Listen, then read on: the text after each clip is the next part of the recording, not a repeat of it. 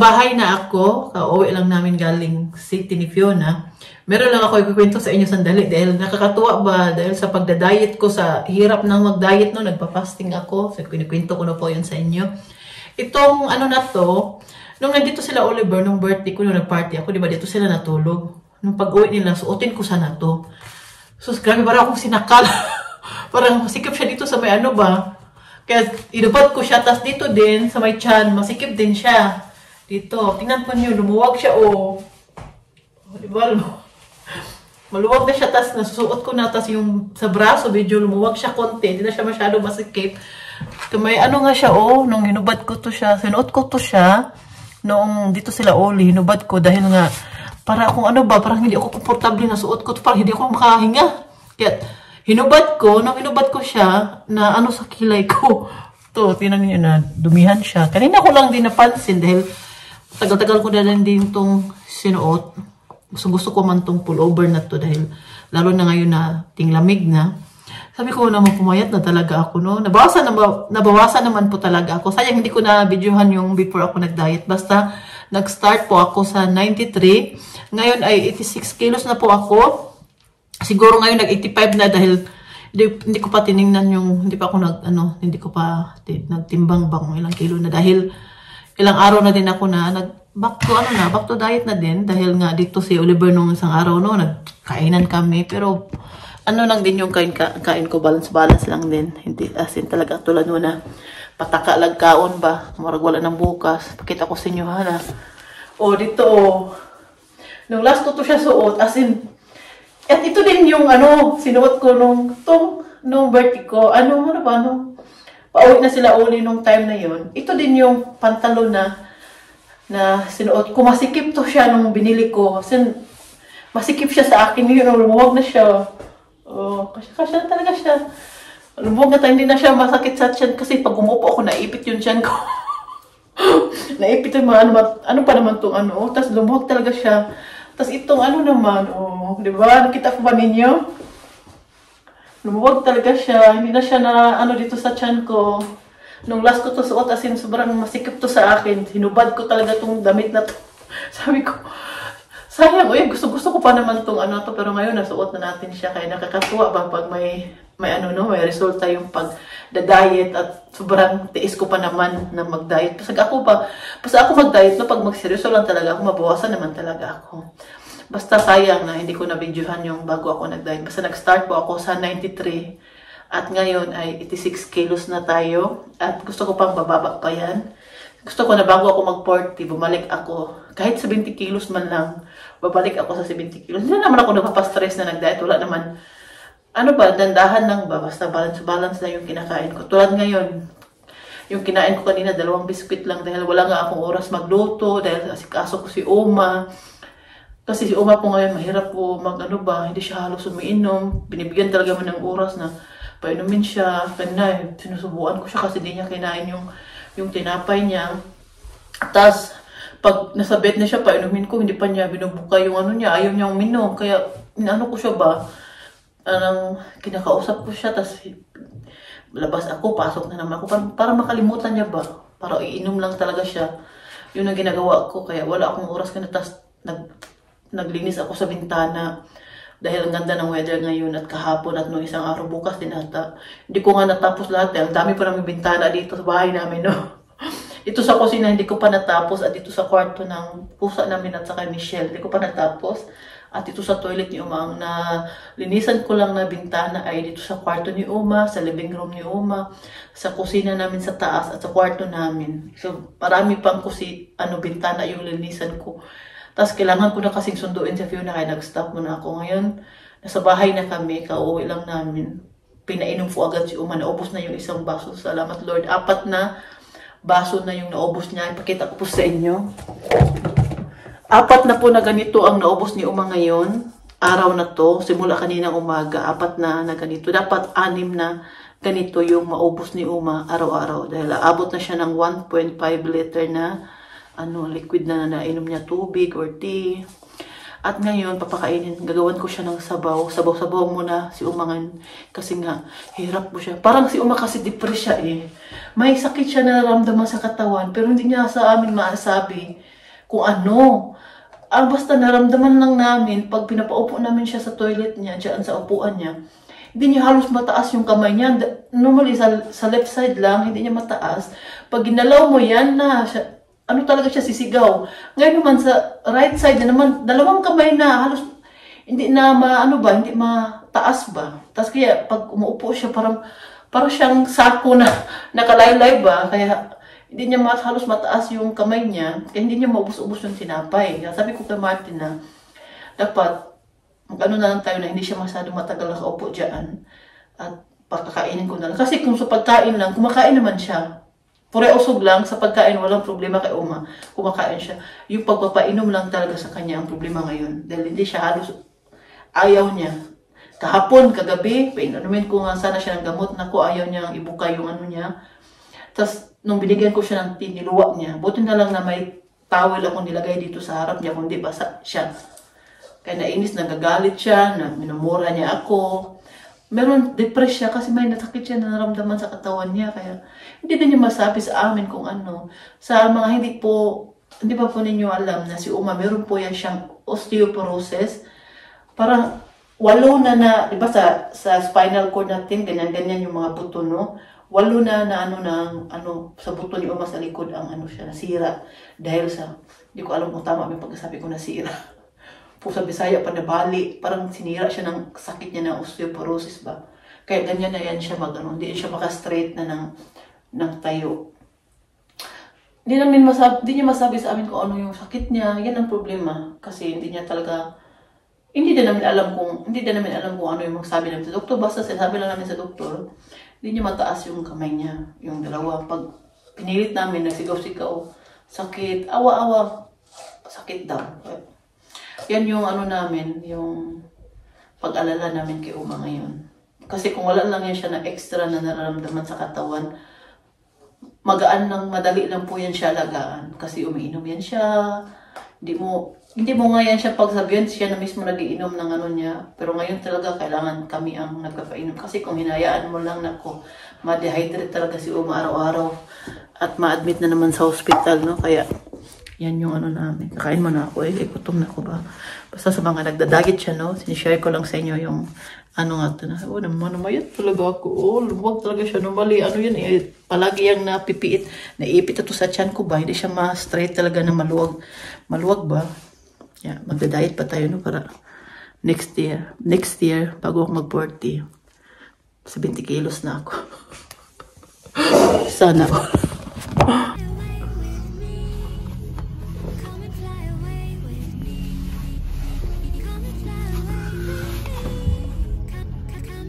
Hindi ka siya sa akin.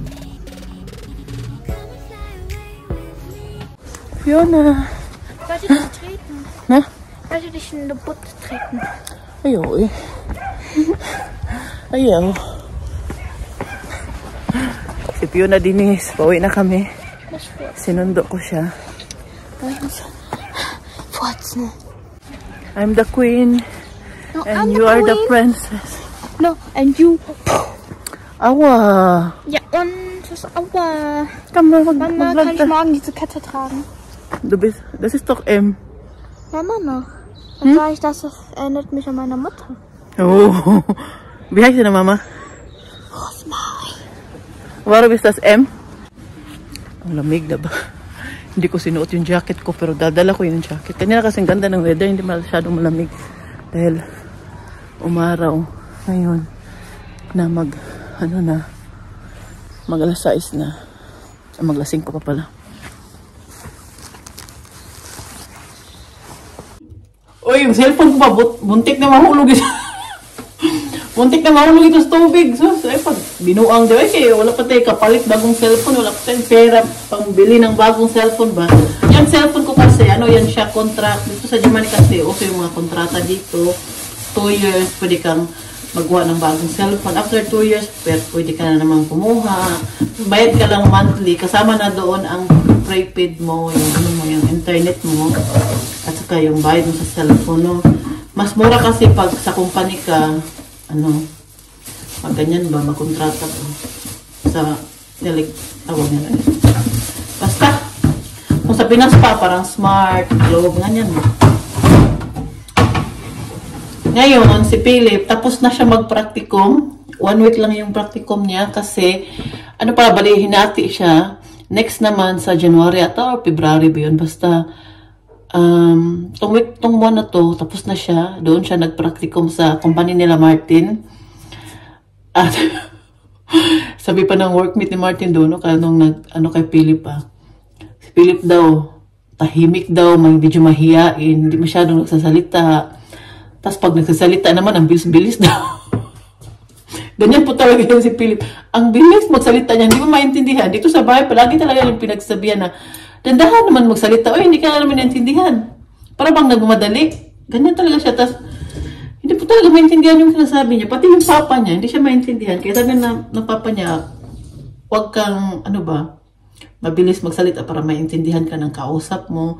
Mahihain po talaga yan sa Philip. Kung alam lang po ninyo, sobrang mahihain yan. Tapos sabi pa ng workmate ni Martin, hindi daw, kung makipag-usap daw, hindi daw nakatingin eyes to eyes ba? Sabi naman pero sa trabaho niya doon, ginawa niya doon, okay yung trabaho niya.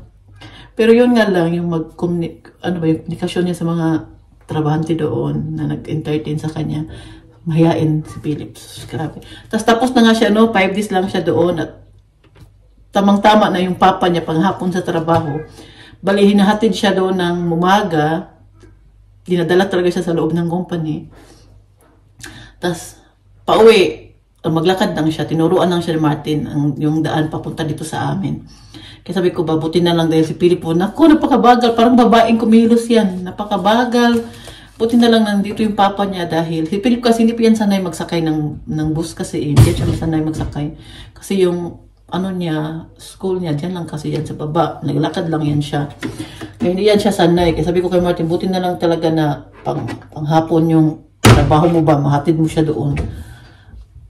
At tapos na siya, may mga regalo siya natanggap. Si Martin, si Michelle, nagpracticum din yan noon doon sa company nila Martin. Tapos, may natanggap silang regalo after ng practicum nila. Si Philip binigyan ng 30 euro na para siyang gift, gift card ba na dito lang yung mga company kung saan mo to pwede siyang gamitin. Ganyan na to. May 20 euro siya. Kita ba yung 20 euro? Ito namang isa 10 euro. Bali ito ay regalo. Nabigla ako dahil nung kay Michelle wala kasing ganito pero may mga regalo din sila ng mga lalagyan ng mga baunan, tubig, ng susi, tapos may bag pa, tapos hindi ko na napakita sa inyo dahil nakasulat kasi ang pangalan ng company na Martin ba. Ayaw ko makita yung company magtira naman tayong konting privacy. Charot. Joke lang. Ito, nasa taas kasi nasa kwarto niya yung nakita ko lang yan sa baba doon sa hagdanan namin. Kung ba to? Akala ko galing sa may sulat na dumating ba. Sabi ko, wala mong pangalan. Saan kaya ito galing? Kaya binuksan ko. Sus, pala to? Kay Philip. To, walang pangalan. Wala talaga siyang pangalan ko. Kanino siya, or kanino galing, o para kanino. Kaya binuksan ko. Sabi ko, baka may na naman ba? Pag ganito kasi mga parang, akala ko may sulat to galing sa kumpanya nila Martin na yung resulta ng practicum niya doon, ganyan. Pero pinakabahan ako nung binuksan ko. Pagbukas ko, pera pala to. Pero sabi ni Martin, kasi yan hindi kasi yan magagamit ni Philip. Dahil basta yung mga company dyan, kung saan mo yan pwede magamit, lang siya. May restaurant, may tindahan ng mga bisikleta, tapos 30 euro na, kunti lang man yan. Kaya sabi ni Martin na, sa amin na lang yan, at bibigyan na lang niya si Philip ng cash na 30 euro para magamit talaga niya para mabili niya yung anong gusto niya ba. Alam mo naman yung mga bata, excited talaga yan sila. Hindi siya nakakatuwa dahil meron siyang 30 euro na tanggap. Si Michelle kasi wala siyang pera, lang yun. Mga regalo-regalo lang yun ba. So, ayan. Ako mag-inom muna ng kape dahil alas 4 pa naman, 4, media pa. Kaya pwede pa ako mag-inom ng kape. Weekend naman kasi ngayon, hindi tayo, okay lang kung late tayo. Palagi naman late ako matulog, kasi nag-asikaso tayo kay Uma. Ngayon, si Uma, inaantok. Pakainin ko muna siya, pero more muna sa ngayon si Uma. Palaging sabaw-sabaw lang muna ba para marami yung mainit talaga niya sa isang araw. Yan, punta muna ako sa taas. Kasi pagdating ni Martin, after work niya, punta kami ng city dahil merong food truck doon. Maraming nagtitinda mga pagkain. Nandoon na kami ni Fiona kanina. Tingin na ako. Hindi pa ako bumili kasi kaka-start pa lang nila. Nag-prepare pa sila. Kaya sabi ko kay Fiona, maya na ako bumili pagdating ng papa mo para siya na magbayad. Para hindi ko magastos tong aking 1 million dito. 1 million. 1 million na 1 euro lang, walang pera. So, ginawa ko kung ako manalo ng loto, no? Ang laki po ng jackpot ng loto ngayon sa Germany. 54 million euro. So, ginawa ko makanalo ka niya, no? Hindi ko na talaga, uwi talaga kami ng Pinas. Sabi ko sa inyo, pag ganyan yung papanalunan ko. Siguro, magtira na lang ako sa Germany, no? Bakasyon na lang ako dito. Doon talaga ako tira sa Pinas. Marami kang pera, wala kang problemahan daw. 54 million times mo yan ng 67 ang palit ng euro ngayon. Sus, naku. Ano na lang. Kaya, kung hindi man tayo manalo, kaya hindi na din ako bibili ng loto. Malas magluto-luto. Hindi ba talaga ako nanalo ng loto? Mas nanalo pa yung papa ko at saka yung tita ko, pero ako. Bumili naman si Martin ng loto paminsan-minsan. Kaya lang, wala din. Sabi ko, wag na bumili Uy! Init. Hindi pa ako kumain, no? Kaya minom na akong kape, tas lutuan ko muna si Kadako sa mon, oh. Puntan mo ng city. Ayan.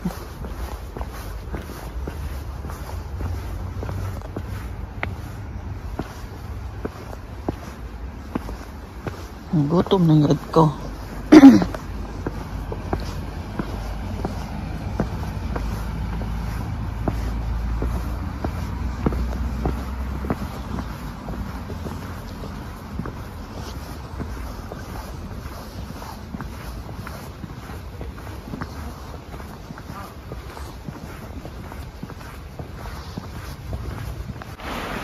Punta kami ng city ba dahil sinabi ko na po kanina, no, na nagtitinda ng pagkain dito. Food truck siya ba? Tapos merong live band din. Dito na ako kanina nung sinundo ko si Fiona, pero ano pa sila, nagpi-prepare pa. Sabi ko na kay Martin pupunta kami dito kahapon, sinabi ko sa kanya. Tapos kanina hintay ako sa bahay, no, hindi kami nagkasinabot na sabi ko sa kanya na hindi na ako pupunta ng city, magantay lang ako sa bahay dahil yung ticket ko hindi ko na magamit hanggang ano lang siya, 4:30 lang. Kung bibili ako ng bago, sayang naman, no? Hindi na sila maklaro, hindi na sila makita, madilim na. Yan, pauwi na kami. Hindi kami bumili doon sa mga tinda nila dito sa city, no? Kaya sobrang daming haba ng linya. Ako po talaga yung klase ng tao na pag mahaba yung pilahan sa pagkain, tas gutom na ako, nako, hindi talaga ako maghihintay. Maghanap talaga ako ng iba na makainan. Pag gutom na ako. Kasi kanina umaga, isang tinapay lang yung kinain ko. At ito yung pangalawang kinain ko ngayon, itong kinain namin bago lang kami natapos. Sobrang gutom ko na talaga. Tapos si Fiona naglaro pa doon sa kaibigan niya. Kaya nagkita sila dito ba. Mas lalo kami natagalan. Madami ding tao. Meron ding live band.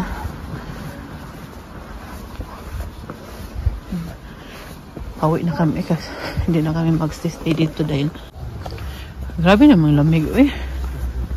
Sakit sa kahit naka-jacket kami, no? Sobrang lamig.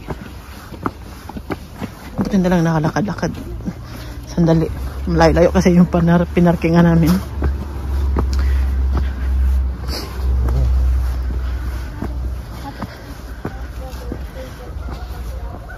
So yung mga dahon. Ito kami nagparking malapit sa eskwelahan nila Fiona.